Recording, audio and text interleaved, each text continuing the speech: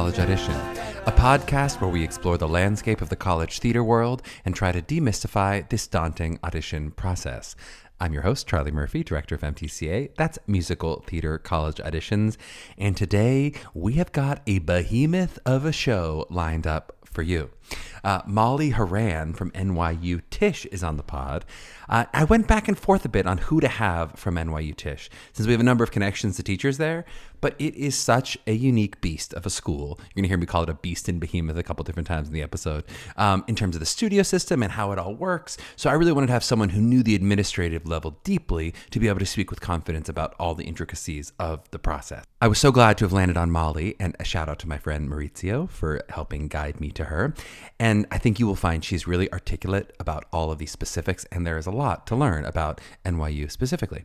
Today on the pod, we get into NYU students as multi-hyphenate artists with rigorous academics, how the studio system placement works, how to approach that darn all studios box for MT hopefuls.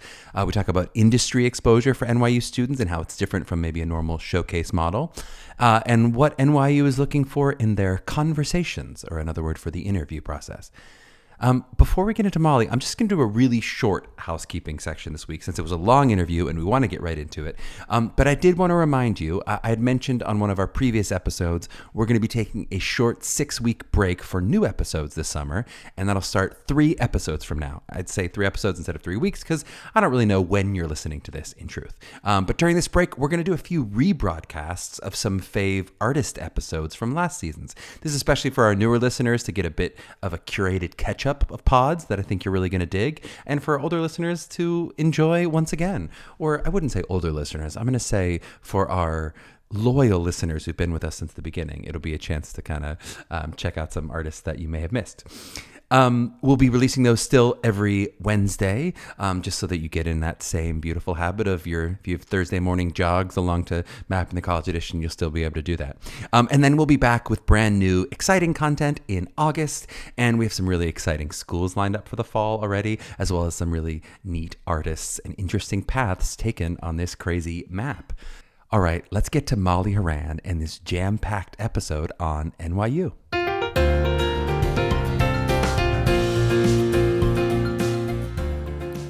Well, we are so excited to be joined by Molly Horan. Molly has a BFA from NYU Tisch, from ETW. We'll talk about that for sure. She is a lyricist, composer, actor, and teacher. As a performer, she's worked at places like Playwrights Horizons and Manhattan Rep, and is currently the admissions administrator for NYU for the last couple of years. One of the big reasons we wanted Molly on the show is that NYU is its own special behemoth. So we'll give a little bit of facts about it. It's in New York City, of course, people know that. They have different studios with different class sizes, but about 350 to 400 total people in the freshman class of NYU Tisch in all the different studios. We'll get a little bit, probably not deep into all of the different studios, but we'll touch on a couple different options there. Molly, welcome on the show. How are you feeling today? I'm feeling good. Thank you so much for having me on your show today. I can't wait to talk about NYU. I can't wait either. So it's difficult, I think, in this, the behemoth I keep calling it, and that it's so many different schools almost within the school. If you had to say, though, like, what do you think makes up an NYU student, or what a typical NYU student is in the larger sense of NYU Tisch, especially? We'll focus on Tisch today, though I may throw a couple Steinhardt little thoughts at you. But if you're thinking about an NYU Tisch student, what kind of student feels like the right fit for NYU Tisch? A student who is interested in the field of theater. We are a studio that focuses on a lot of different aspects of the field, not just performance, but also writing and creating your own webinars, what it means to be a multi-hyphenate artist. Mm-hmm. Also a student who is curious, as an alum and now working on the other side of it. I think that my view of the field was very narrow when I entered NYU, and NYU did a great job of educating me about all the other options that were out there. So I learned to write music and compose and work in the administrative side. So I think a student who's also really curious and flexible. And then, I think a lot of our peer institutions would say the same, but a really passionate student who's willing to do the work. A BFA program is a lot of work, and they're going to throw a lot at you. And it's not only that, it's also inside of an institution that's educational and research-based, so you also have the academic side of it, and you're living in New York City, which, as we all know, can be a little bit of an overwhelming place sometimes. So a student who's really passionate and eager to do the work as well. I love that. And, I love that you talk about the field of theater, because really you mean the kind of the broader field of theater, maybe not specialize in only one thing. I don't want to just study acting or just singing and dancing. How would you say, you talk about curriculum especially, and we'll get specific about curriculum with the studios, but how would you say compared to like a BA program, an audition-based BA program, where does NYU fall compared to like a true conservatory versus a BA program? Right.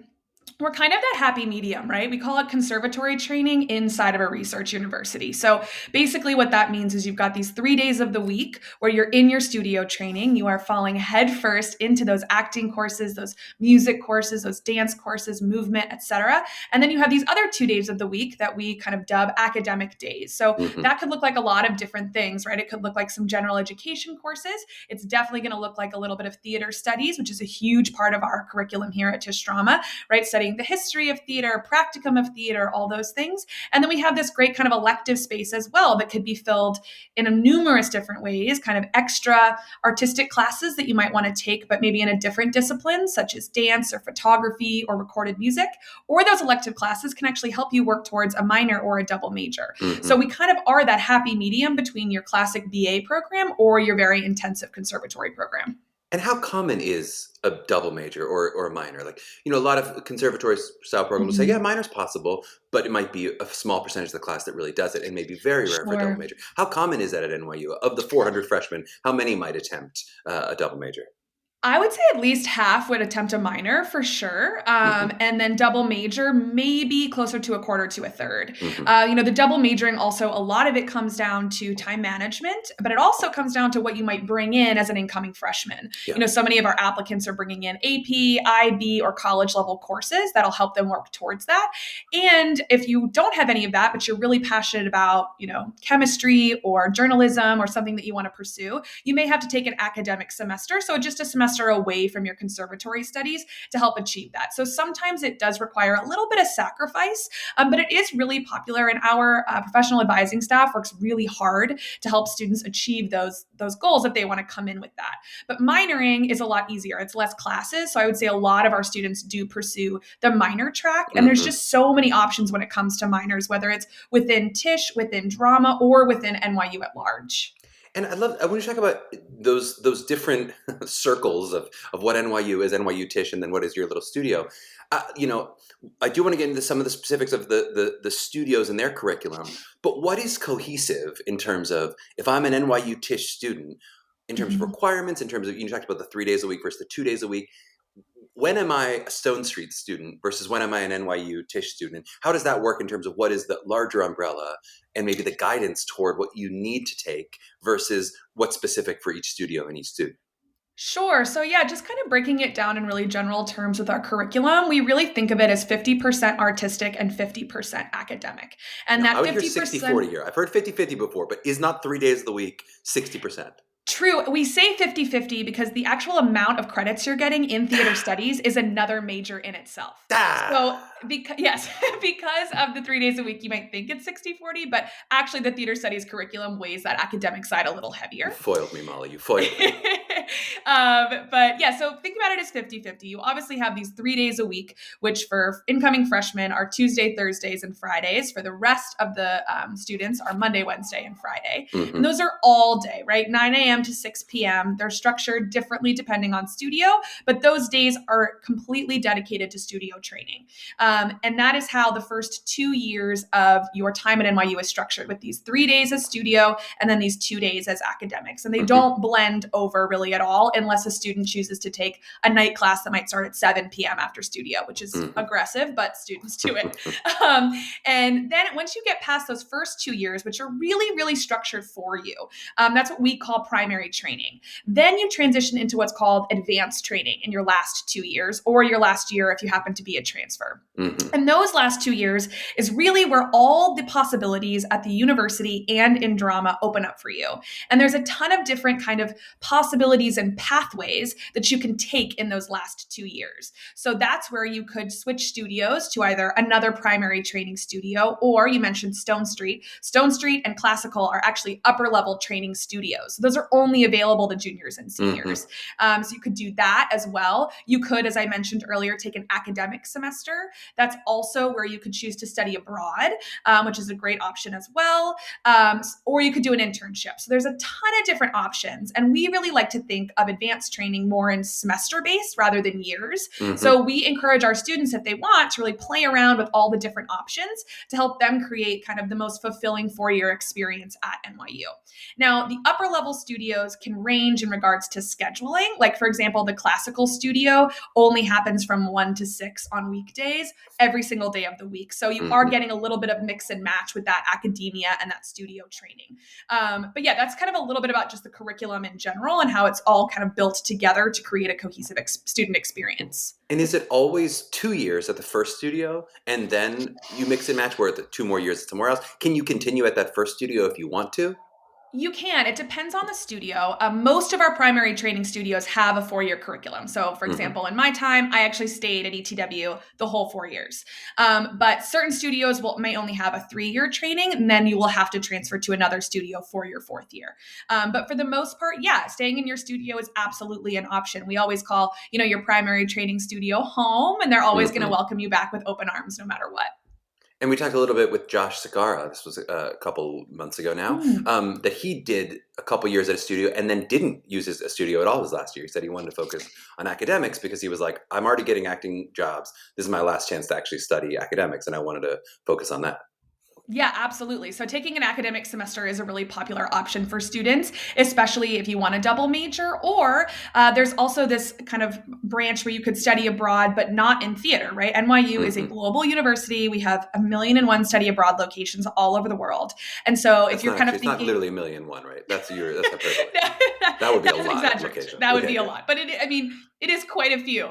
And so, you could go abroad and just study academics and have a little bit more of a traditional abroad experience. Whereas you could also then say, no, I want to go abroad and I want to continue the conservatory studies. And we've got a couple very specific programs for that. But yeah, so that academic portion is, some of our students are very passionate about that. And they really want to take a semester or even a year to just focus on that after those first 2 years of primary training. And how does this work with I just imagine going to NYU, you would need a lot of guidance. I need a concierge or something. How does that help me through, because it's so many choices. I think it's a wonderful menu to go. I have so much to choose from. Sure. But how do you figure out, I want to take maybe this minor with this studio, and then I want to switch this thing and go here? How does a student, are they just trained to kind of figure that out? Do they have academic advisors who have a strong hand in it? How does that work from so every student is assigned an advisor when they enter their freshman year. And our staff is professional advisement staff, which means that is their full-time job, is to advise these students. They're not also teaching or doing anything else. And it's what's called a strategic advising model, which is all based on one-on-one meetings with each of our students. And it's really centered around the question, what do you want to achieve in these 4 years? And where do you want to be when you graduate? And how can we help you achieve that? And so many of our students come wanting to do, 15 different options while they're at NYU. And sometimes you can't always achieve all 15, but our advisor's job is to help you achieve as much as possible and to open your eyes to different options that you may not have known about or even really knew you were interested in when you came in. And I think that's what's really special about our department as well, is because there are so many options and we are very untraditional, that these advisors' job is to really make sure that all of the options are on the table for these students, that they know where the resources are, and that they know how to navigate all of this so that they don't get lost inside of all of that and not get the most out of their 4 years. I love it.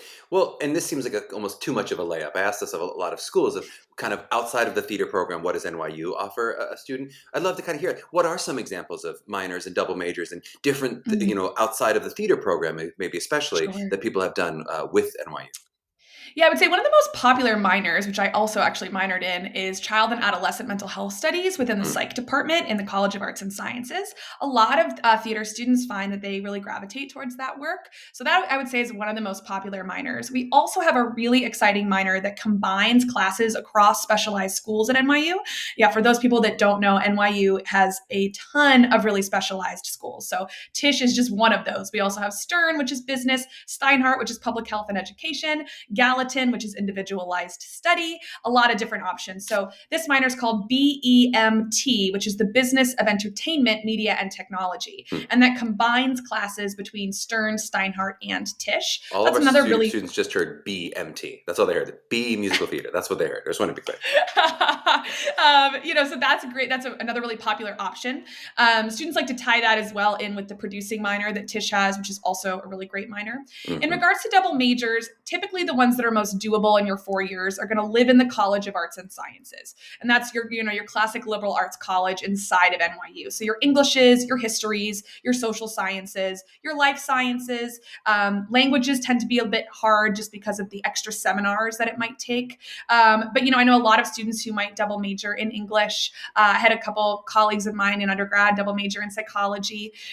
Things like that are some of the more popular minors. A lot of students come to us interested in double majoring in theater and business. Unfortunately, that is not possible because Stern is just as intense of a school as we are. And so in order to do that, you'd probably have to be at NYU for 8 years. But we do offer that BEMT minor as some sort of tie into the Stern curriculum if you're interested in business.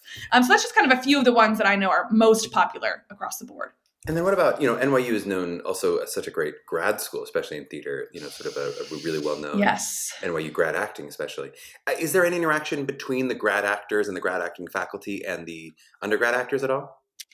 Literally none. We are very, very separate from that program. And our design program is also very separate from their design program. And is that intentional? Is that for any specific reason? I think they're just very different programs. The grad acting program is so centralized on acting and acting in the industry and that kind of path. And although acting is a huge part of our curriculum and helping our students be successful in the industry is also a really important part of our curriculum, there's so much else that we're trying to teach our students. And our students are typically just at a very different stage in their lives than those grad acting students. A majority of our students are incoming first years, coming straight out of high school. We also have transfers, but that's just a different kind of learning curve and path. And our training, the way that it's structured with the studio training, again, just is very different from the grad acting training. So we try to keep those as separate as possible. Well, let's get into how studio placement works. So both, I guess, how on our end, or should I say on your end, I just put myself on NYU faculty with you, but on our end, how we are going to be doing the placement. And then also, as a student is looking at all these options, how do I feel like I would find where I think I might fit at this place, or how much choice am I going to have in that? Because it seems like as I'm applying, I'm going to click either all studios or musical theater only. Right. And so if I do have a specific desire for Atlantic only or whatever, that's really why I think I'm going to be a right fit. How does something like that work in terms of my placement and whether you think I'll be the right fit for Atlantic or you think I'll be a right fit for Stella Adler, et cetera? Yeah, so the studio placement process is what everyone thinks is this giant mystery, and it has been compared to the Harry Potter sorting hat too many times for me to count. But it is not a huge mystery. It is a carefully curated process done by a robust committee that has been doing this for years that really aims at finding the best place for each of our students to grow in their first 2 years. And so that looks like a lot of different things. The first thing I'll talk about is what is taken into consideration with studio placement, right? What are these students offering us and how are we picking where they're going to land? The first part of that is the material that they choose to do for us in the artistic review, right? We are hoping that you're choosing material, and we're encouraging students to choose material that they're passionate about. And that says a lot about you as an artist. And then it's also, of course, about the execution of the material. What are the strong points of the material? Maybe your physicality was really strong, but your storytelling needed work, kind of those pieces. And then we have this great part of the artistic review process. That's the conversation portion, which is at least half, if not more, a part of the artistic review process for us when looking at students. And we might call it the interview portion. You're going to call it a conversation, which is a better word for it. I agree. But some people might think of that as an interview. Yes, we like to structure it in a way that doesn't feel formal. And it's just talking to you as this is informal conversation, learning about somebody. No, you're being interviewed. And so you may not know it, but this is an interview. So that conversation portion, it is really about who you are, not only as an artist, but as a person and what you're interested in, what you want to work on, where you see yourself in 10 years. And there's also a part of that conversation that's structured around, have you done research about the studio system? And if you have, what are your thoughts? Because we're not just going to sit here and completely discount a student who's done their research and is really passionate about Adler, about Atlantic, right? We want want to know those things, and that's absolutely going to be taken into consideration. And so then there's a part of the evaluation process on the evaluator faculty side where they actually make recommendations about what studio they think this student should be placed in based on all of those factors. And then those recommendations are all taken into consideration when this committee meets during the month of May. It's happening as we speak, and to make all of those decisions. And it's something that's important to understand, and something that I had a really, unique experience about because I've been a student, is a lot of our students think they know where they want to be because they want to go where their strengths lie, which is totally normal, right? I understand that. That's what I wanted. I wanted to be in the new studio on Broadway because I had only ever grown up doing musical theater. But this, not only our evaluating faculty, but also this committee are really good at seeing where your strengths lie and then where your weaknesses lie, and picking a place where, you're going to come in with some comfort, but you're also going to come in with some discomfort, and you're going to have to do some relearning, because this whole idea of the field is not always something that high schools are introducing to students in their, musical every year, right? And so I think that that's really important to understand, because when I got my studio placement, when I was 17 years old, I was traumatized. I was like, what is the experimental theater wing? I just want to tap dance, but I got there and I really enjoyed it. And I learned, kind of looking back at it, that, I'm a really physical person. I talk with my whole body, right? That was my strength. And so for those of you who are watching the video right now, Molly is dancing right now. Her hands are in a full jazz hand. It's very impressive. Yes. And that was my strength. But my weakness is that I overthink everything. I'm a huge, I could never kind of be instinctual in those moments in a scene or in a monologue. And so I was put in a studio that's a physical-based acting studio. So it was a strength of mine that I loved to move, but it also got me out of my head. I spent a whole, semester not doing any scene work, and I was going crazy because I didn't understand. But what it really helped me do was learn who I was as an actor in my body before I introduced the kind of more headiness to the craft. So I think that that's something that is really important for our applicants to understand, is if you have passions about the studio, we want to know, and those will absolutely be taken into consideration. But there's also a world in which you don't get placed in that place, and it's not always a bad thing. Not to mention, you're only really there for 2 years. So unlike a lot of our peer institutions where you're kind of siloed into one thing for 4 years, that's not us. You could absolutely audition and transfer into the musical theater studio after your first 2 years. So there's kind of some things to consider with studio placement. And it sounds, not to overly parse the Harry Potter analogy, but it sounds like Harry saying he wanted Gryffindor didn't hurt him necessarily. Sometimes that even the knowledge of that may actually, especially maybe if it's not a new studio on Broadway, which we'll talk about that specifically, but it seems like if you have a specific dream, that might at least inform if it's between Absolutely. And we actually really encourage our students and our applicants to research the studio system. Our website has curriculums for all of them. You can reach out directly to studios. Many of our applicants come in not really knowing, and I think that's also where students get a little bit in trouble, as they just kind of know, I've heard this about this studio, I've heard that about that studio, and instead do the research and come to the artistic review with knowledge of what you're passionate about and interested in, because that's also going to just help you in general within our artistic review process. And now, you're using the word artistic review like you use conversation. That you mean audition by that, right? I do, yes. These are fancy words, Molly. You're giving me fancy words for all of these things. We like to think of it as an artistic review because it's not just an audition. For sure. Again, because of that conversation portion or interview, however you want to phrase it. Yes, our language is artistic review, but you could easily sub that with the word audition. We'll just call it a rehearsal because we're just here practicing. We're just having a good time. There we go. No, I want to talk about probably the most common question, especially that our musical theater students have. If they are very interested at NYU, let's say NYU is top 2, 3 on their list. They really want NYU, but they also really want musical theater. How do you suggest navigating that, all studios versus NSB only, when they're making that decision of going? Basically, the big question I get asked a lot is, are they hurting their chances by checking all? Are they hurting their chances for new studio on Broadway, even though they know they're definitely helping their chances to get into NYU, opening up more options? But if they're sort of navigating, I want to get into NYU, but I really do want new studio on Broadway. Should you check that box, or should you check the all studios and see what happens? Yeah, that's a good question. And we get that question a lot as well. And the first thing I'll say is by choosing all studios as a musical theater applicant, you are never hurting your chances to be in the new studio on Broadway. You are applying as a musical theater applicant. So that means that is your first choice. So no matter what, if you choose all studios, you will first and always be considered for the new studio on Broadway. And if you are the right fit for that studio, you will be placed there.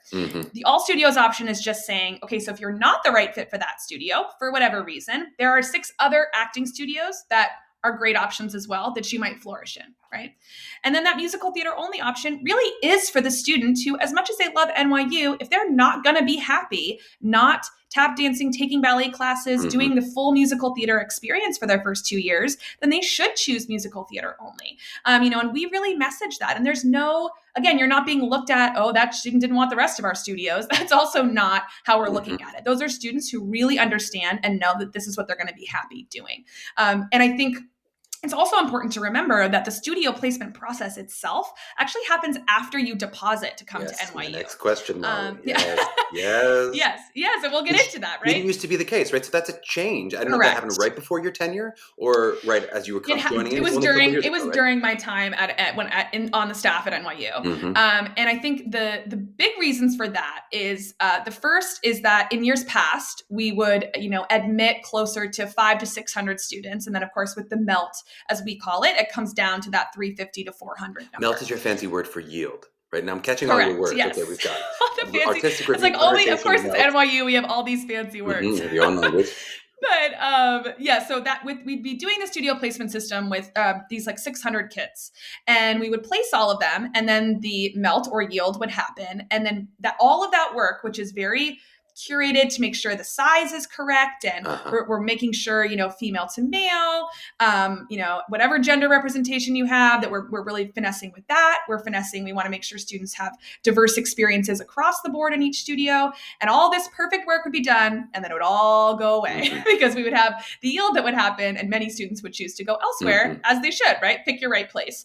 And so then it had to happen all over again. So there was that part of it, and then the other part of it is our messaging across the board for our applicants and any prospective students at NYU is that the goal should be Tisch drama. Our department is robust. It has so many different arms. It has so many different options that the goal should be to come and study at Tisch drama, and that your studio is just a part of that place, right? It is a big part of your journey, of course, and it's a pathway to a certain goal, but it's not that you're going to be there for 4 years if you don't want. There's so many other options. And because we're educating you about the field, we want that to be what's exciting to you, not just Adler at NYU. Because if that's the case, then maybe you should just go to their professional studio, which is also amazing, right? So I think that's also a big part of why we changed that system. But for a musical theater student who is all studios, who might be sitting there getting their admittance on April 1st and then going, I don't know what studio I'm in, and I have to commit to NYU, and I really just wanted to be in new studio, that's stressful. So for that student, I would say choose musical theater only if that's really what you want, if that's your passion.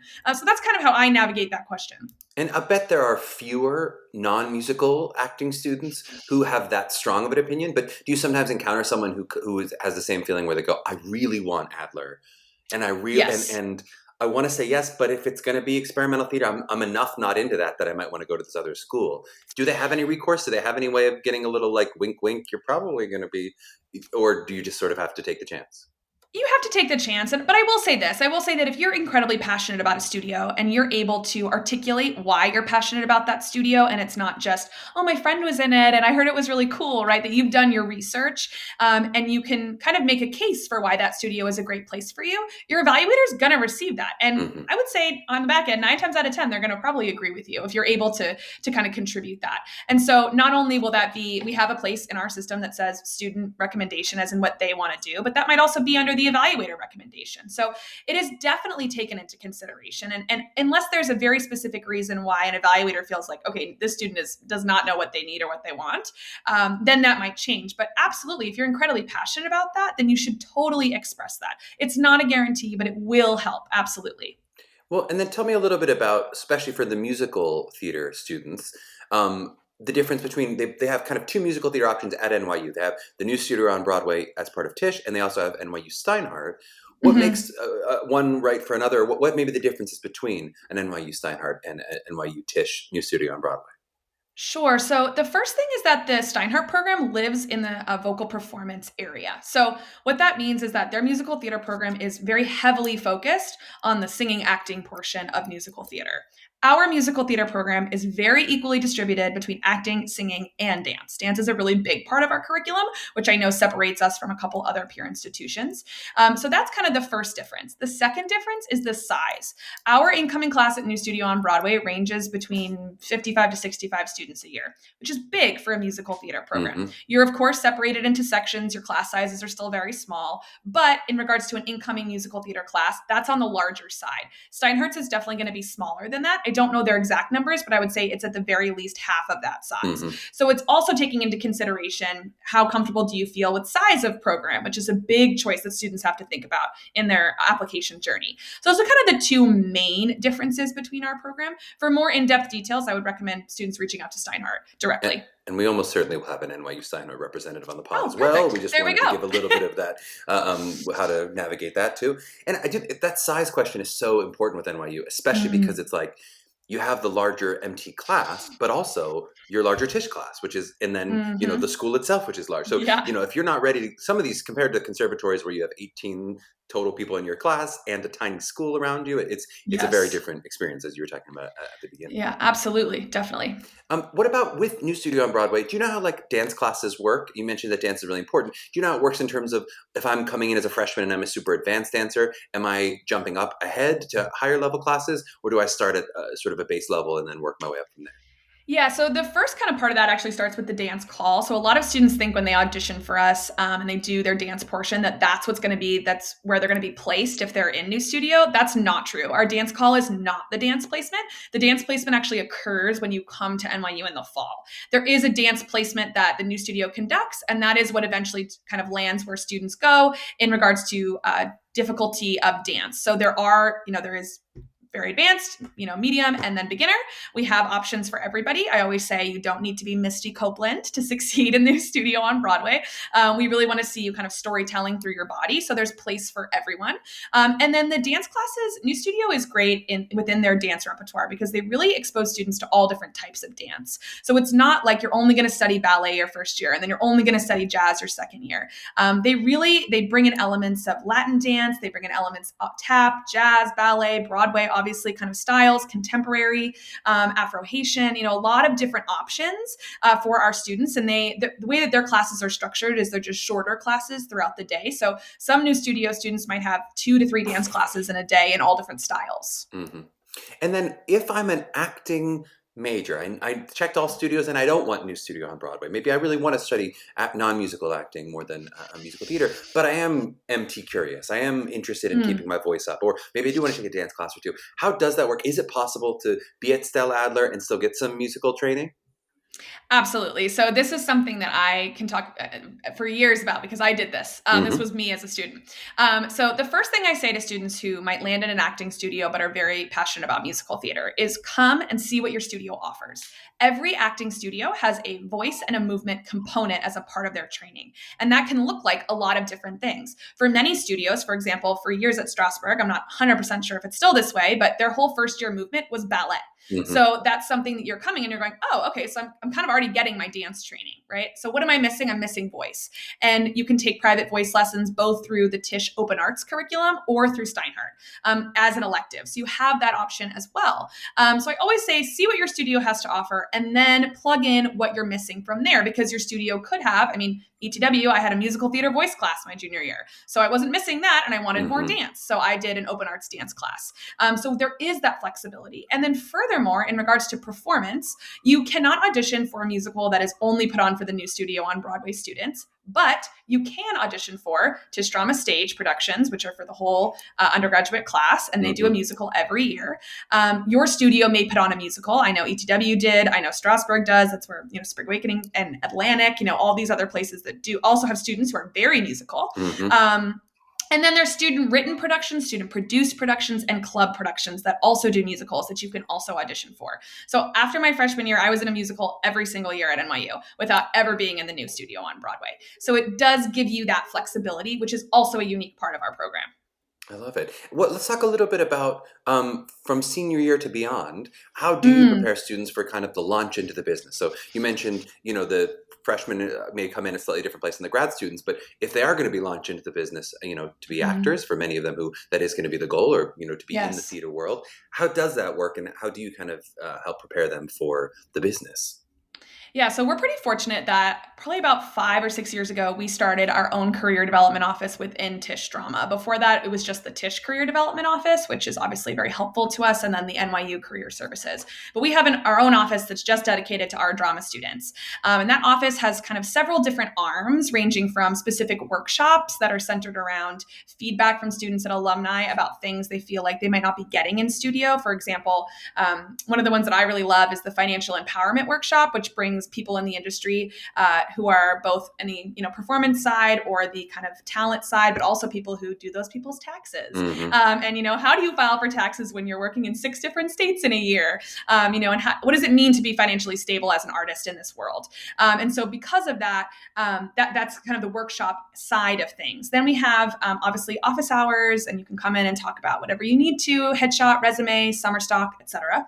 Then we have a really unique part of our career development office that is specifically geared towards a really finite connection between the undergraduate population and the professional world, kind of centered around one subject matter. And we call these things lab courses. The first one that was created was in partnership with Bryce Dallas Howard and her production company. And it was really centered on what it means to be a multi-hyphenate artist in the industry. And so not only did students work with her and her production company specifically, but she worked with them to help define a project and kind of a definition of what their multi-hyphenate artistry might look like. And obviously you're making direct connections with the industry through that option as well.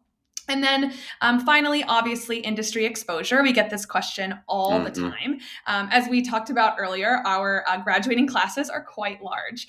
So therefore, we don't have a traditional showcase system like many of our peer institutions have. We kind of looked at that and thought, how are we going to be able to showcase our students when we're graduating possibly 350 actors a year?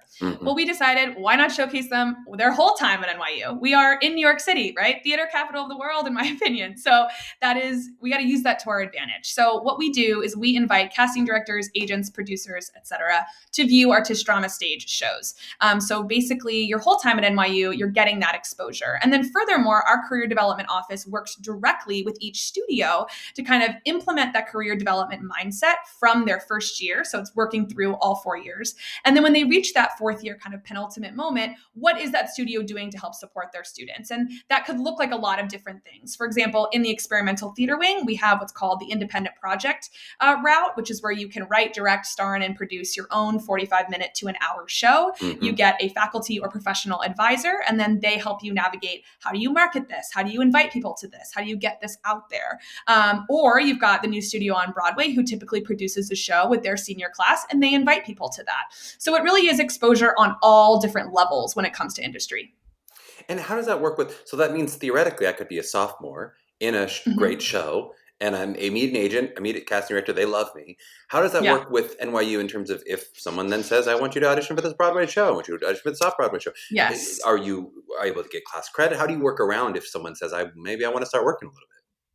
Sure. So the first thing that kind of happens is, I would say the NYU protocol for auditioning is if you don't miss class, you're okay.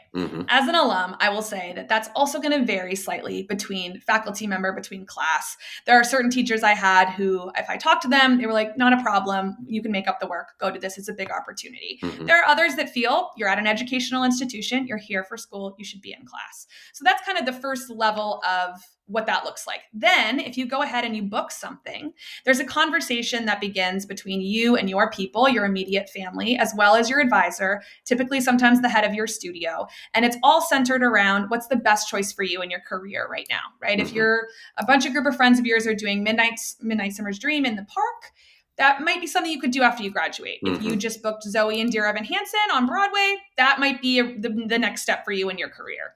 And once a decision has been made and you make the choice whether you'd like to pursue this or not, then it goes to the Dean of Student Affairs, and they give it the seal of approval or not. And if you get the seal of approval, you are invited to finish your studies at NYU. If you do not get the seal of approval, you may not be allowed to come back and finish your studies. Yeah, so that's kind of how, when it comes to the institution, how they view it. And you're saying they're going to look down on Shakespeare the way you do about Shakespeare's nothing, only dear Evan Hansen counts. Unbelievable. There's the musical theater kid in you of coming course through. not. Yeah, we see it coming through. I often ask schools kind of what's the best kept secret about your school. I feel like with NYU, though certainly if you think there is a best kept secret, I'm throw it out there. I also would be interested in like, is there a piece of misinformation that's like a misunderstood? I feel like there's so much information about NYU. Is there something that when you're talking with a prospective student, prospective family, that you go, oh wow, you have this pretty wrong, or I wish you understood this. You got this, but you misunderstood how it actually applies. Is there some place where people don't understand NYU as well as you wish they did? I think one of the things that came like first to mind when you mentioned that is, a lot of people think that we have a pre-screen program and that we do callbacks. We don't. At this moment, we don't have that. We see every single student. One of the few very selective one of the schools few. that don't. Yeah. Yes. And I think that's one of the reasons why is because we tend to be grouped with other peer institutions who primarily all have pre-screen programs. And so I get that question a lot. And so that's something that's really important to understand is that we definitely at this moment do not have a pre-screen program for any discipline. Mm-hmm. And we don't have a callback system. So that means if you are able to schedule your artistic review by the deadline, you will be seen. Yes, that means we see almost 3,000 kids a year. But that's kind of equitable for us. We want to see everybody as long as you're in by the deadlines. We want to see you. So that's kind of the first thing. And I think the other thing is, NYU is such a massive institution, and it can, when I talk to students, and even when I was applying, it felt like this insurmountable mountain, right? And it felt so bureaucratic and it didn't feel personalized. And I think we work really hard in our admissions team and also as a part of the artistic review process to humanize not just the school, but our program. And that students of any kind of background, any talent level, really any experience level, especially, are welcome to come audition for us and to be a part of our journey. I mean, I had students that I was in school with that had just started acting their junior year of high school, whereas I was doing musicals when I was 7. So, completely different background of students. And I think that that's what makes our school a really exciting and diverse place to study is because we have this wonderful opportunity to not cast a class. We're not accepting 16 students and looking at casting the next 4 years of shows off those 16 students. We are bringing in a class of theater makers, of actors, of passionate artists who are from all different backgrounds and stories. And I think that that's something to remember when you're looking at this insurmountable mountain that is an NYU. I love it. All right, let us take a short break, and on the back end, we'll talk a little bit about the NYU audition process. All right, we are back with Molly Horan from NYU, and we're going to talk about this beast of an audition. So you mentioned 3,000 students, which that's a big reason a lot of those peer institutions end up pre-screening is so they don't have to see 3,000 live auditions. So first, before we talk about what makes a good audition, can we just talk about how the audition process works with how do you see so many different students all live and how does that work? Some schools we would have on the person if there's one person who auditions everyone. It seems at NYU that's not how it works. It's not that there's one person who auditions everyone. How do you split it up and how does that all work? Sure. So it all starts with the Common App, much like many of our peer institutions. And then once you submit the Common App, you'll get a personalized link to what we call the Drama Artistic Review Portal. And that is kind of the one-stop shop for all drama applicants. It just includes more information about you, more information about the material and the discipline you're going to audition for, as well as scheduling your artistic review and paying for your artistic review. And then, of course, uploading any digital materials. That's kind of step 2. And then step 3 is to come join us. And it all centers around decision period and discipline are kind of the 2 areas that help us see all of these students. So first I'll touch on decision period. So we have 5 different decision periods, 3 for incoming fresh people. We have early decision 1, which falls on that kind of November 1st Common App deadline. And then those artistic reviews will take place in early November, typically before the Thanksgiving break. Their notification date is early December. That decision period, along with early decision 2, which I'll mention in a moment, are binding decision periods, which means if you're accepted, you're legally bound to attend New York University. Early decision 2 centers around a January 1st Common App deadline. Those artistic reviews take place in early January. Those students are notified in early February, again, a binding decision. Then we have regular decision, which is where a majority of our applicants are auditioning. And that again is this year it fell on January 5th Common App deadline. Those artistic reviews span the entire month of January and February. And that is, of course, in years past when we were all able to be in person. We had artistic reviews in New York, also on tour in several different locations, as well as digitally as too. We don't travel for early decision 1 or 2. Mm-hmm. And then we have 2 decision periods for transfer students who make up a good chunk of our incoming class. We love transfer students. They help make this an interesting place to study. So we have internal transfers, which are current NYU students who might be somewhere else at the university who want to join us. That's a March 1st Common App deadline, and those artistic reviews take place in early to mid-March. They find out in early to mid-April. And then external transfers who are students from other universities who want to join us. That Common App deadline's April 1st. Those artistic reviews happen in early April, and they're typically notified in early May. Of course, regular decision, that notification date falls, which with many of our peer institutions, which is April 1st, typically. Mm-hmm. So that's when you can come see us. And that's how that's all split up. And then the second part of this is discipline, which is what discipline do you want to audition for? And the options are acting, musical theater, directing, or production and design. And each of those disciplines has a very different set of guidelines that are all on our website. We message them very frequently. That is what to prepare, right? The monologues, the song selections, the portfolio, etc. And so once you've kind of narrowed all that down, that's kind of where you fit in. And that's kind of how it's all structured. And we have a staff of a little over 60 faculty members who are a part of this. And it's part of my job to not only set the schedule and organize all of what I just broke down, but also to schedule all of them to make sure that we always have a full staff to see all of our students. And then the last piece I'll kind of just put in there is many of our peer institutions do scheduled appointment times. We do session times, which is also what allows us to see so many applicants. So we could see up to possibly 50 students in a session. We'll always have a morning session and an afternoon session. And then the students are parsed and separated with a very complicated system from there. And how does it work with so many different auditors and, imagine pretty different audition experiences in terms of just different styles? And are they given a checklist, or how do you come to a unified, comprehensive decision if you're having guest auditors and you're having faculty, how does that work where, because I know with other schools, even if it's multiple faculty, often if it's 3 or 4, they're all going to see before they get in, they're going to pass them to another one, or 2 are going to make a decision. It's often a smaller total number that are going to see each of the students. There must be something numerical going on if you're going to try to get from 60 down Absolutely. to 60. We have an internal system. I can't tell all of our secrets, but we have an internal system that Come on, is spill the juice. Let it go. Break that tea. And in that our evaluators know kind of what each of those numerical values mean for us internally. We do trainings every year with our evaluating staff because, how we're looking at our program and the messaging of our program changes each year.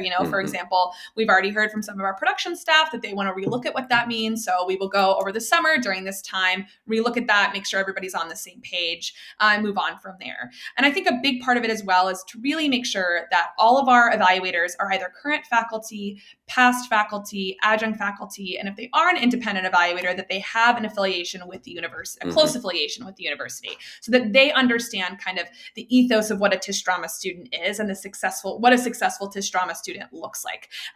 People who don't have that kind of affiliation with the university aren't going to be very helpful when making those decisions.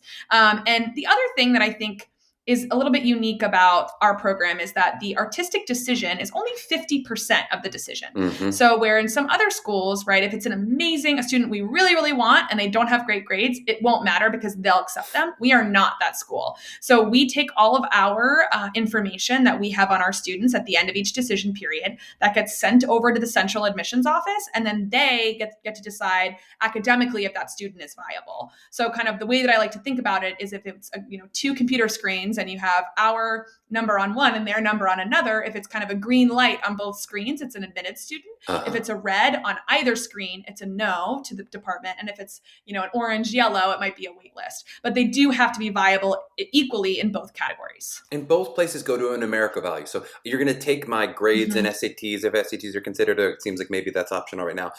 Essays, you're going to put that all into a super score, an academic super score and an artistic super score. And those two are going to generate that light, the green, yellow. Basically, yeah. I mean, there's some, it's not totally just the number. There is some conversations that happen where it's like this student has this kind of going for them here and they might have this going for them there, and let's have a discussion about it. And I can't speak directly to kind of the process of the central admissions office because I never look at an application. So I have no idea all kind of the millions of formulas they have over there. But yes, at the end of the day, it does kind of come down to that kind of green, yellow, or red area. You can't speak to their light, and you won't speak to your light, is what you're saying. You won't tell us the secrets. You mentioned early decision. I think it's another way where NYU is not unique, but is certainly rare in that the musical theater world, most people do not end up applying early decision to a musical theater school. That it's uncommon to have that as an option. I think another question I get a lot is like, how much of a boost is it for me if I'm, academically or artistically or in the total number, I don't know if you can tell me it's by a point or by whatever, but how much am I helped by doing early decision with NYU? Let's say specifically I want musical theater. Yeah, I would say we don't give out acceptance rates because they change a lot each year to year, also just because we have such a vast number of applicants. But I will say this, early decision, the acceptance rate tends to be higher. The main reason behind that is because it is less applicants, right? Instead of 2,000 students, it's maybe 290 students who are auditioning in that decision period. I will also say that as an institution, NYU has definitely put more, for lack of a better word, oomph behind early decision for their own reasons. But I definitely think if you are incredibly passionate about attending New York University, go for early decision. Don't think twice about it. Send it and, really show your passion about this program. That being said, it is binding. So because of that, if you are at all on the fence about coming to NYU and you get in, you have to come. So it's different than early action, which a lot of other schools have, which means you still have choices. You're not bound to come to this school. So that's kind of the caveat there is if you really wouldn't want to come, absolutely audition early decision. If you're still on the fence, which, as I said, many of our students audition regular decision. I mean, I think it's just more common with theater schools. There are so many amazing programs out there these days that students want equity, they want choice. And so because of that, as I said, 2,000 of the 3,000 are auditioning regular decision. Totally makes sense. And okay, so let's get into that artistic audition a little bit. So, the artistic review. I'm going to use your words because they're good. I didn't mean to mock them. They're very good words. If I'm walking into my artistic review, what makes a great artistic review for NYU? What should I be bringing into the room to those 60 auditors? I would say passion, excitement, a few things that are very straightforward. Memorize your monologues. Even if you're doing an audition on Zoom, we can tell if your monologues are not memorized. No. So please memorize your monologues. Yes. And not only memorize your monologues, but read the plays that they're from. Know the context of what you're talking about and be able to speak to why you chose this material. Choosing material that you're passionate about is something that I didn't really understand until someone sat me down in high school and was like, you're going to read 50 plays and you're going to find a character and a storyline that you like, and then we'll center it down from there. So, work that you're passionate about. I would say also just because of that conversation portion, being able to speak to your love of theater. I think that I can speak for myself in high school. I was very fortunate to be able to see a lot of theater, but I didn't always know how to articulate my love of that theater, that feeling that when the curtain goes up, those butterflies you feel in the audience because you just love it so much. And being able to have conversations like that with your teachers, with your peers, and being able to articulate that is really important for us because we are looking for students who have an understanding of why they want to be here. Because that's how also we know that you're willing to do the work because you can articulate your passion about this. And I think those students really stand out as well. Are there, other than maybe reading your monologue, are there any kind of red flags that when a student walks into an NYU audition where you go, this might not be the right fit because I'm seeing this from the student and that's not an NYU student? Obviously lack of preparation, but I also think lack of understanding of the program itself. We have a lot of students who just don't do the research on the program. And because we're grouped with a lot of institutions who have many similarities, a lot of things are assumed. And I think, students that come in understanding our program and being excited about kind of our whole mission statement, which is studying the field of theater, and that level of curiosity, that's really intriguing to us as a program. And the students who are going to be leaders in those studios that may not be the best actor in the room, but are really excited and passionate to explore the field and to learn new things.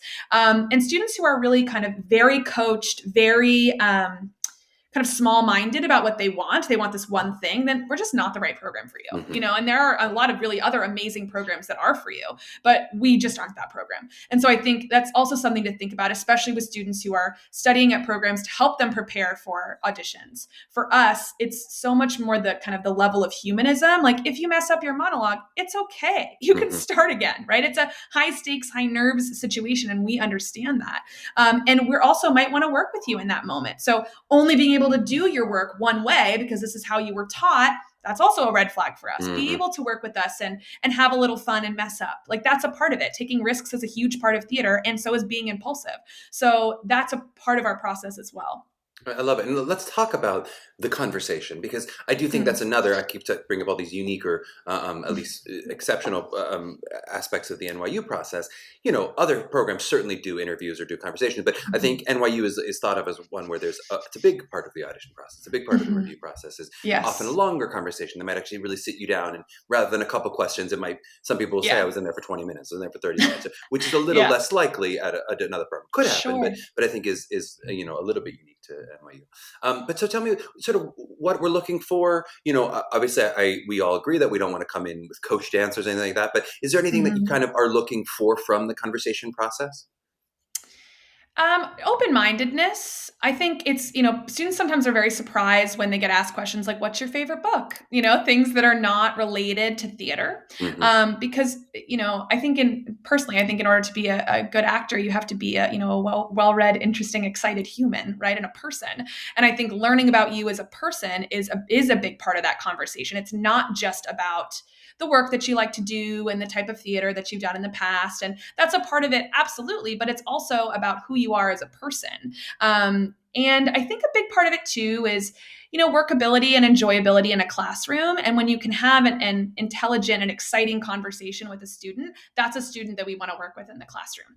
And so I think that's interesting as well. I also think it's a space for students who may not have had years of experience, may not have been able to afford an audition coach or tour schools or for whatever reason.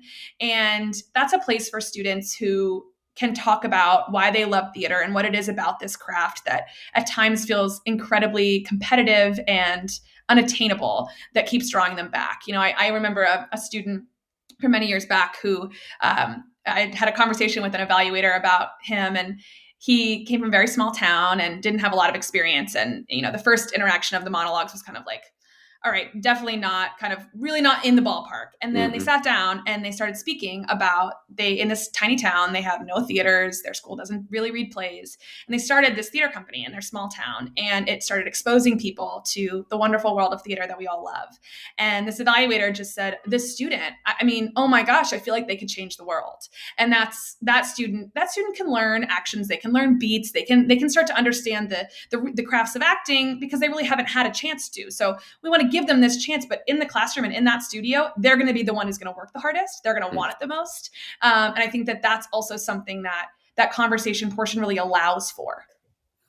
I was sure the end of the story is like, and that was Lin-Manuel Miranda. Like, oh my gosh, what? Now I want to know that student's name. Now you got me excited. And how does that conversation work in terms of, is that always the auditor who is doing the artistic audition or the artistic review who then does the conversation? It is always the acting evaluator. So for an acting only audition, you're only seeing one evaluator. You're going to do your monologues, then you're going to have that conversation. If you're musical theater, you have acting, that's monologues, conversation, singing, which is with a completely different evaluator, and dance, which is with a completely different evaluator. And then for directing and production and design, you will have your kind of portfolio presentation along with that conversation with the same person. And again, not to make you spill too much of the secret sauce, but for the musical theater audition, do you know how the dance, singing, and acting are they weighted evenly? Do you come up with a holistic score? Let's say I'm a great singer, but I'm not the strongest dancer. You know, how does that work in terms of my super score, or how that works as you come together to that green light? Yeah, it's pretty equally weighted because New Studio has made it very clear to our office that all three are very important to them. And so they do have to be, you know, what we call viable or green zoned for all three areas, which is very important to us. But at the end of the day, which I believe, you know, New Studio would agree with me with, is that although it is a musical theater studio, it is teaching students to act. So that acting score is also very important. So if anything might be weighted slightly heavier, it would probably be that acting score. Great. Okay, that's very little sauce given away, but just a little dabble, a little taste of the secret sauce. Just a couple more questions. I want to talk a little bit about, from a large scale, what have the past couple of years of adjustments been like as you talk about the ever-changing virtual world that we're living in, as we talk about Mm-hmm. new demands for racial equity, as those have come up. How has Mm-hmm. NYU made adjustments to sort of meet the moments of 2022? Totally. So I guess the first thing I'll talk about is obviously COVID and the pivoting of the virtual world. And, we were really fortunate that we had been using Zoom many years before COVID was even a blink in our eye. So when all of that happened, we were able to pivot really seamlessly, but also not be reactionary in that moment. Instead, we were able to grow in that moment. So our Zoom artistic review process is almost primarily live. The only not live on Zoom portion is the dance portion. But that first year after the initial impact of COVID, we were able to implement live singing on Zoom, which was not something we had been doing before. We started introducing our current students into the digital artistic review process, which I think was incredibly helpful. We, this past year, reintroduced a kind of beginning moment warm up to center everybody on that Zoom platform. Feedback that we had gotten from students about things they really loved in person that they really were yearning for digitally. So we were really able to expand and grow and better that digital process to something that we feel really resembles almost as closely as possible what the in-person experience looks like. So that's kind of the first big change that's happened. In the eyes of diversity, equity, and inclusion, I think that NYU as an institution has taken that very seriously, and Tisch Drama especially. We are storytellers. We are responsible for representing all stories and showing all stories and recognizing all stories. And I think that that's something that for an institution and a school that has a long history is a learning curve, but it's something that drama has taken really seriously, and that begins with trainings, not only trainings with the students themselves, which is incredibly important when they come, but also with our staff and our faculty. So not only are incoming staff and faculty for the university required to do that, they are also required to do a diversity, equity, and inclusion training for artistic reviews. And that's something that's really important to us. We are also continuing to partner we have an assistant chair of diversity for just the drama department and several affinity groups and things like that. But that office specifically, we continue to partner with and sit down with every year to discuss how to make our artistic review process more equitable and diverse in every sense of the word. I think some of it starts institutionally when it comes to hiring faculty of color. Let's educate people on different plays and playwrights of color. And so that if someone's not coming in doing, a certain playwright, well, I don't know this playwright, so it's not, viable. Those conversations, which we do every year during the summer, we sit down with that office to look at how we can improve all of those things as well. And I think that's an ongoing growth for especially our artistic review process. But I think I'm just happy it's being touched on and there are conversations that are happening. I love it. And one of those areas of equity you're talking about was you guys very early on went virtual this year, right? You were one of the earliest ones to go, we're pulling it. We're not risking the up and down and the seesaw that a lot of students had to go on last year where they thought it was going to be live and then they were going to Unified, but doing it from their hotel rooms, which is just a mess. Yes. Do you have a sense of what 2022, 23 looks like in terms of, are there going to be some in-person auditions? Are you keeping some virtual? Are you keeping it all virtual? Are you willing to share the secret sauce? No matter what, we will have a virtual audition process. We did before COVID, and we will continue to after COVID. That's a virtual live audition, not a video. Virtual live audition, correct? Yes, a virtual live audition. And I think it came from equitability and accessibility originally, and I think that holds true. We want to make sure that if you can't get on a flight to New York or Chicago or LA, that you can still be seen, no matter what. So that will still happen. In my heart of hearts, it's my favorite part of my job, running those auditions with all of those students and their families and their people in person, talking to them and helping them navigate what can be one of the most stressful points in their lives thus far is what I love the most about my job. So I want nothing more than to be back in person in 22, 23. I think if we get that option, what it may look like is closer to, 40% in person, 60% digital. It could look like that. Prior to COVID, we were the opposite, 60% in person, 40% digital.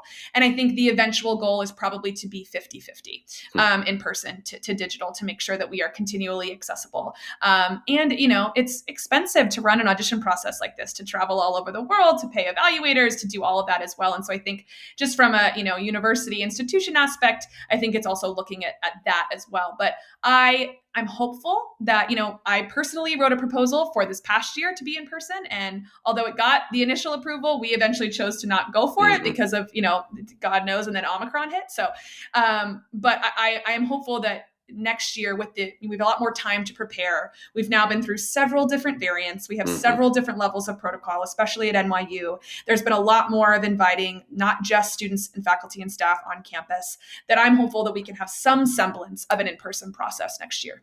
Totally. It is, we talk about it a lot, but it is like theater is inherently inefficient, to have to come to a theater and do the thing. It is much more efficient to just film the thing and send it out to a billion people at once. Right. But it's also what is magical about it. So it's always that push and pull of like, this is the more efficient way to do it. It's easier, but it's also the true magic of the in-person experience is hard to quantify on a screen. Yeah, and we're, a live art form. And so that's a huge part of it is being with those students live and hearing from them. And yeah, so I hope, fingers crossed. My last question, and I'm going to put you on the spot with a slightly different one, just because you're someone who went through this process not so many years ago. I won't out your age, but younger than some, faculty. I'd love to hear in terms of if you have advice for parents of a prospective student. So as someone starting this process, imagine a lot of people listening to this as we're in May now. They could be listening months later, but they're maybe beginning to form their list, or they're seeing where NYU should fit on their list and what their goals of an institution might be in general. What kind of advice would you give parents as they're kind of helping to guide their kids through this process? I think exposure to the arts is really where it starts. And that could look like a lot of different things, right? If you're not able to see theater, to read plays, right? To help your student go to the library, check out plays, and to read them. I think that's where it really begins, because there are a lot of places in this country, in this world, that don't have the kind of exposure to theater that a student, living in New York City might have. And I think that really starts the conversation around theater. I would also encourage parents to be open about what a BFA means. I came from a family of no artists. My mom was in politics and my dad was in finance. And I was really fortunate that they were able to allow me to pursue this avenue in my life in a way that was accepting. And they took the time to also understand the programs. That it wasn't just, well, all BFA programs are this one thing, and that, you're going to be in the theater, you're never going to make any money, and this and that, which is a huge concern. And they were right about that. Let's be honest. Let's just be honest. That's what they're right about. I completely understand that. But to allow your student to explore this world, and especially at an institution like NYU, which really is giving you a ton of options. I mean, my parents' big thing was a backup plan. And so I got 2 minors. Like that was my way of compromising. And my program was able to do that. And so researching the program with your student and allowing them to explore themselves as an artist, because, I think being an artist is an especially unique and special thing in this world. And I have interactions with students and families who feel very differently and who are very apprehensive to allowing their student to be a part of a program with a Bachelor of Fine Arts. And I think that's kind of that level of acceptance and understanding and interest as well to learn about this. I mean, my dad didn't know anything about BFA programs. So, he went to info sessions with me and he educated himself, which I think was also really, really, really helpful. And then the last thing is just a logistical piece. Help your students navigate deadlines and all of those things. I mean, it can be so complicated and every school has something different. I love to recommend a good old Google sheet, write it all down so you make all those deadlines, because that's also what's going to help your students succeed when it comes to the time and the place of when this all goes down. Well, we often say it, parents often don't make the best artistic coaches, but they make great secretaries. It's very helpful to be, you need that in this process. You need a little assistant more than you need absolutely. Hey, honey, I think you sound a little better when you sing that. I'm like, Mom, please, it's not helping at this moment. Well, this was so fun, Molly. Thank you so much for the time. I know if we want to follow NYU, we could do at NYU Tisch. Is there a better tag or hashtag? The drama department has an Instagram as well. I don't know. I think it might just be Tisch Drama. I could be wrong. You can follow Tisch Drama there. And I always just say, go to our website too. I mean, our website it can be overwhelming and complicated, but there's a lot of really important information on there. And then I will also say, we have a direct phone number and email where there's a real person answering the phone at our department 9 to 5 on weekdays. And so if you have questions, concerns, anything as you navigate this process, we try to be as accessible and visible as possible. So please reach out to us. I'm asking for @ and hashtags, and you're giving me phone numbers and websites. Molly, what's happening? We're jumping back 20 years into the past. I know. Well, it's NYU. We're a massive institution, so we like to be a little old school sometimes. Totally fair. Thank you so much for the time. This was really such a pleasure. Of course.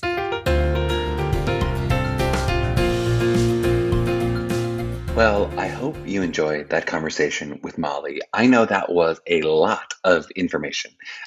We veered a little bit more toward the academic and logistical with this one because there's so much that is different about NYU.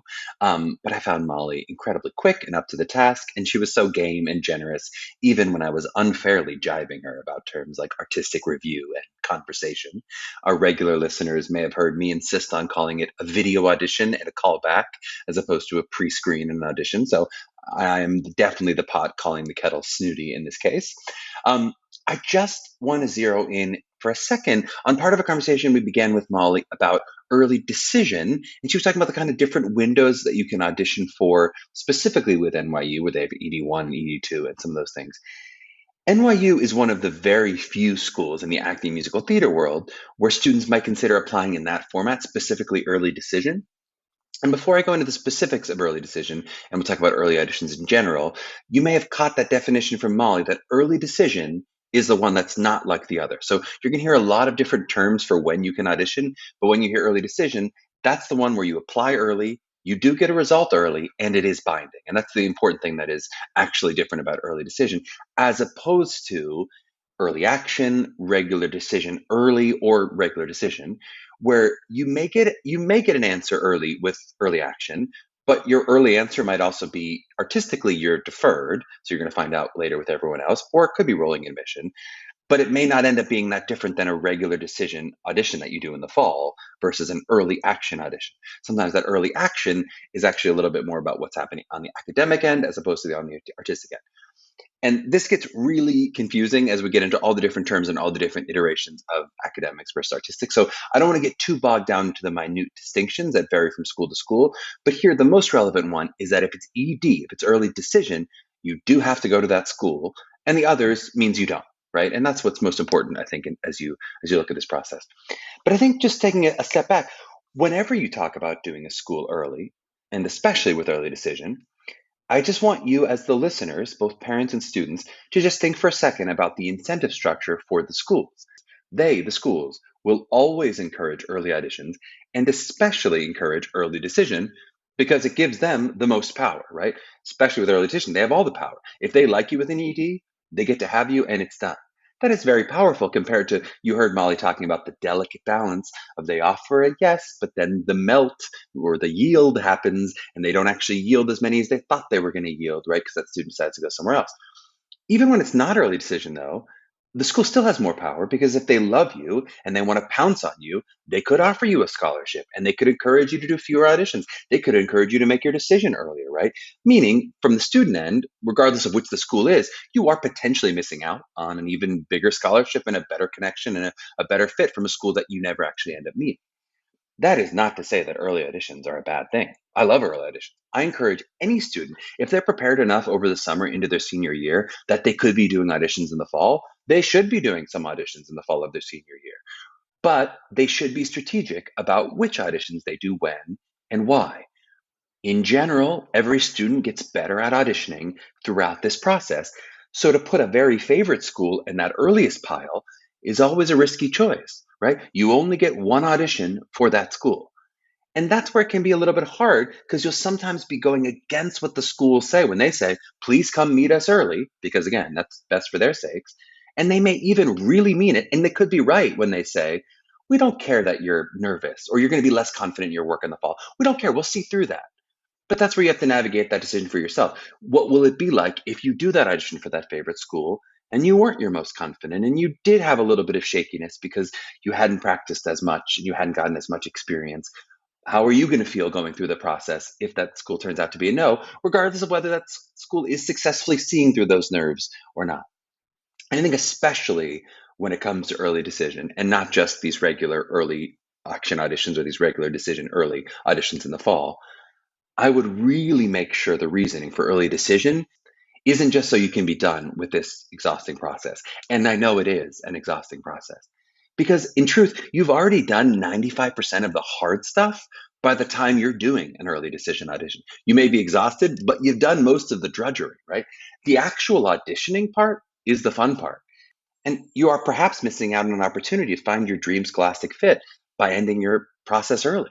It's up to you to decide what's best for you, right? Some people marry their high school sweetheart and they're head over heels for their whole life, where some people might need a bit more time to see a bit more of the field and figure out before they know I'm ready to commit to this person. That was me making an age joke on myself, really, with my partner. The way Molly pointed out that even within a school like NYU, people don't always know which studio fit is right for them. We also do really see that year after year, how going through the process can change a student and help them find the school that really fits them like a glove. And that is certainly something I would want for all of you, to find that school that you just feel this fits so exactly. I couldn't have even imagined at the beginning of this process how much this school fits me like a glove. That's like a sports analogy. I've been making enough sports analogies recently, but glove, there's like baseball. We need Meghan back. She really makes me do the sports analogy more, and I think we're slacking a bit here. But if you find we're not slacking on great content and you want to hear more, please give us a gentle knock on that subscribe button. We'd also appreciate you if you rate us and review us where you found us. I suggest 5 stars if you want all mapping podcasts, and an ironic 5 stars if you want the Charlie takeaways only. You can also reach out to us with questions for the pod at mailbag@mappingthecollegeaudition.com or harass me on all platforms. I'm at Charmer7. I'm even on TikTok, though that I'm just at Charmer. If you're interested in working with MTCA for help with your individual prep, please check us out at mtcollegeauditions.com or follow us on all the social platforms. To my young artists out there mapping their journeys, may you have green lights on all of your screens. We'll see you next week.